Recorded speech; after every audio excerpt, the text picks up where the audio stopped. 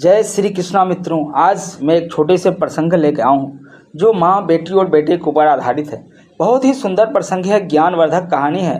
मित्रों, अगर आप हमारे चैनल पर नए हैं तो चैनल को सब्सक्राइब कर दीजिएगा और बगल में लगे बेल आइकन को प्रेस कर दीजिए ताकि जो भी इस तरह कहानी वीडियो आए सबसे पहले नोटिफिकेशन ये आपके पास पहुँचे। तो आइए एक छोटी सी गरीब परिवार की कहानी सुनाते हैं।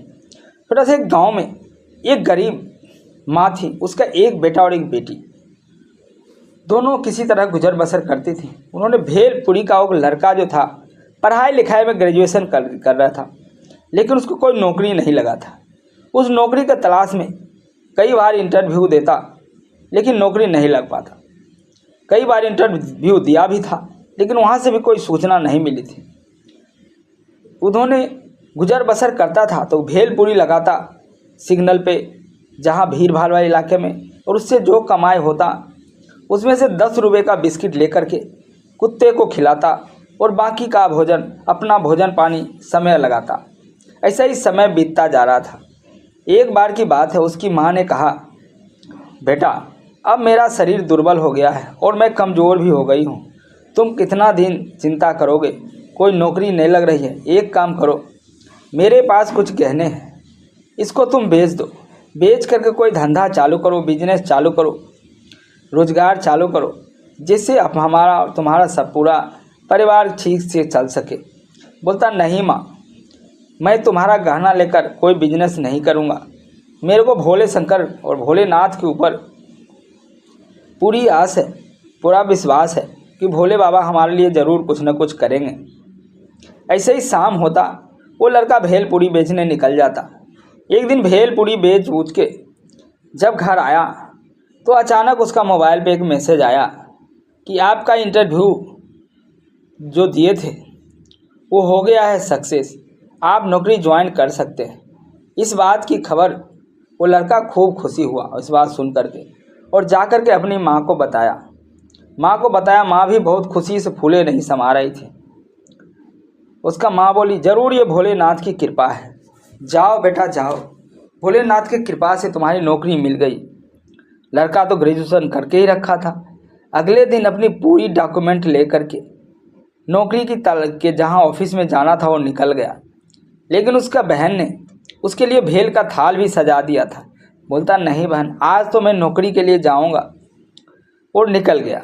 वो जाते जाते जहां नौकरी मिलता वो ऑफिस के पास ही गया था। थोड़ा दूर बचा था कि एक कुत्ते का पिल्ला रोड पे गिरा करा रहा था।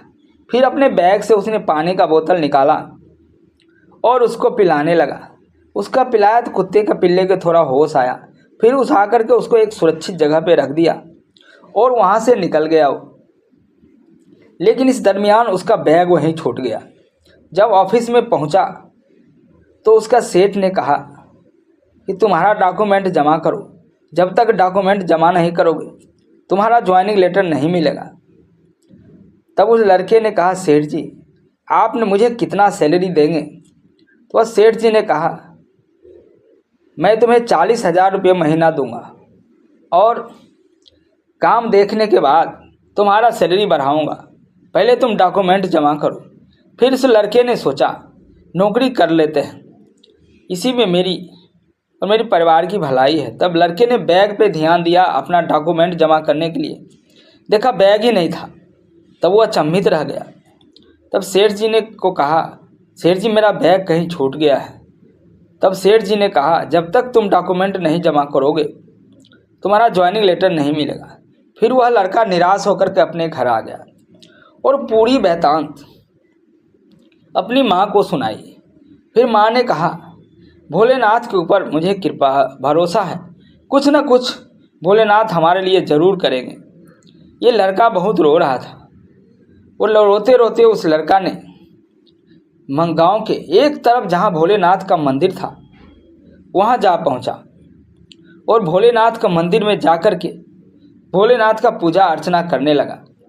और पूजा अर्चना करते करते उस लड़के ने यही मांग रहा था, हे भोलेनाथ, हे भोलेनाथ, मेरी क्या गलती है, मेरी क्या गलती है। तब उस तरफ से एक मंदिर का पुजारी आया और कहा उस लड़के से, तुम 1.25 बार भोलेनाथ का जाप करो, तुम्हारे लिए जरूर कुछ न कुछ होगा। तब उस लड़के ने ओम नमः शिवाय 1.25 बार जाप करने लगा।